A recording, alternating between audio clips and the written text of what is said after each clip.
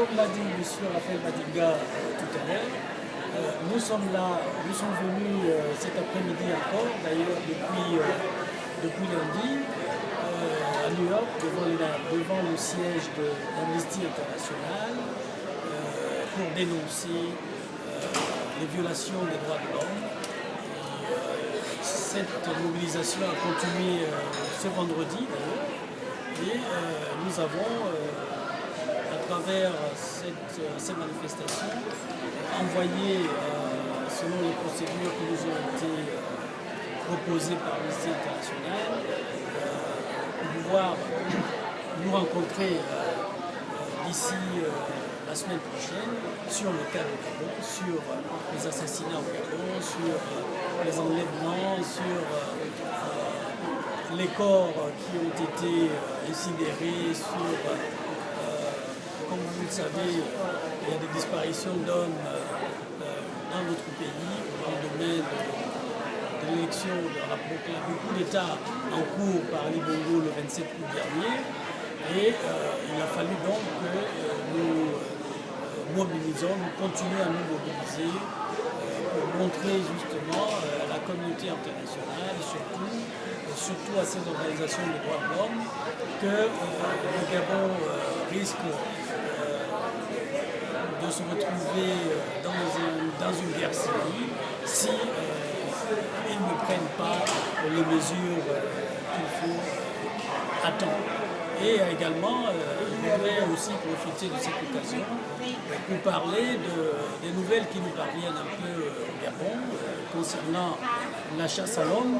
On apprend, selon des sources au Gabon, que la chasse aux sorcières continue dans les quartiers.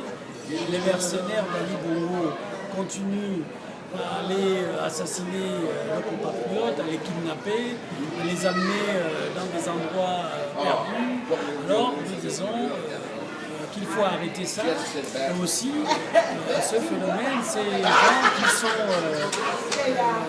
en train de vouloir marcher pour Ali Bongo, nous lançons aussi un appel en leur direction pour leur dire, écoutez, si Ali Bongo vous donne de l'argent pour aller marcher, il faut refuser d'aller marcher, il faut arrêter, respecter la mémoire de nos compatriotes qui sont morts.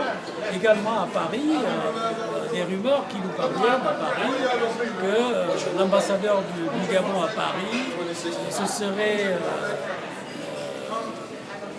lancé dans cette démarche de faire marcher des étrangers à Paris.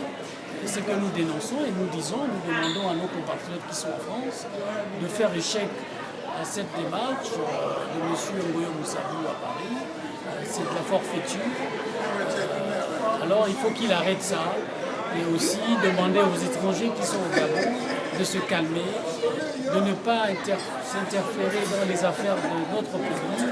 Ils sont venus au Gabon travailler, ils doivent s'occuper de leur famille, ils doivent rester chez eux, et d'arrêter de continuer à soutenir un régime qui a fait du mal au Gabon. J'appelle donc tous les Gabonais mardi prochain à se mobiliser devant les Nations Unies. Ce sera donc l'occasion pour ces Gabonais, pour nous en tant que Gabonais, d'exprimer notre mécontentement devant les Nations Unies et surtout que le président Obama sera là. Donc nous demandons à tous ceux qui habitent New York, à tous nos amis qui sont dans des États, à Washington, à Atlanta, à Houston, qui peuvent effectuer le déplacement sur New York, qu'ils viennent se mobiliser avec les Gabonais de New York pour dire non à la forfaiture. Et nous nous réjouissons aussi déjà, nous pouvons dire que M. Ali Bongo ne sera pas présent à l'Assemblée générale des Nations Unies. Et nous nous réjouissons aussi également qu'il n'a pas pu venir aux États-Unis pour le prix qu'il devait recevoir ici. Donc nous disons que continuons à nous mobiliser. Il est hors de question que nous baissions les bras. Nous avons perdu beaucoup de parents. Nous avons le devoir moral de nous mettre debout et de continuer à nous mobiliser jusqu'à ce que le candidat pour l'Arténon soit installé au pouvoir. Donc voilà exactement ce que je voulais dire sortir donc de cette mobilisation devant Amnesty International ce vendredi 15 septembre 2016. Merci.